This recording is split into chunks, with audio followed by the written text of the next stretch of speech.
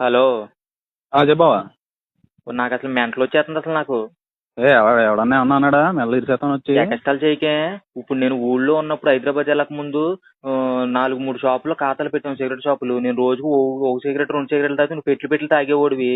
ఇప్పుడేమో 15,000 అయింది బిల్లు. వాళ్ళేమో నాకు ఫోన్ చేసి ఈ నెలలో డబ్బులు కట్టకపోతే మీ ఇంటికి వచ్చేస్తామో మీ ఇంట్లో వాళ్ళతో చెప్తామో అంటున్నారు. నేను నెంబర్ ఇస్తే మీ ఇంటికి రాకపోతే మా ఇంటికి వస్తారా మరి?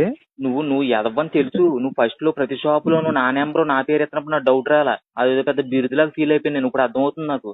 అది నా సంస్కారం బావా. ఏంటి సంస్కారం ఏంటి? ఇప్పుడు ఇంట్లో తెలిసి ఇంట్లో చంపేస్తారు, ఊరంతా అలరైపోద్దిరా. అయిపోయాడు పాపం కుర్రోడు. డిగ్రీ అయిపోయాకమ్మా ఇద్దరం కలిసి కోడి పందాలు ప్యాకెట్ అని తిరిగాం. ఈ రోజు వెళ్ళి హైదరాబాద్ లో జాబ్ చేసుకుంటున్నాడు. ఊరోళ్ళందరూ మమ్మల్ని మింగుతున్నారు, ఆయన చూసి నేర్చుకోవచ్చు కదా అని. ఓసారి నువ్వు ఎంత పోరంబో కదో తెలిసి అయిపోద్ది కదా అందరికి.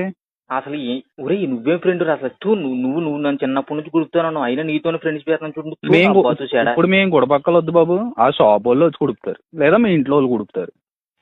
నువ్వు ఖచ్చితంగా నువ్వు సత్తావు చూడు. నువ్వు చచ్చినప్పుడే సుఖంగా ఉంటారా? నువ్వు సత్తే నీ దినంలో భోజనం నేనే పెడతాను. అవసరం 1 ఎకరం పొలం అమ్మేసి నీ దినం భోజనం నేనే పెడతాను.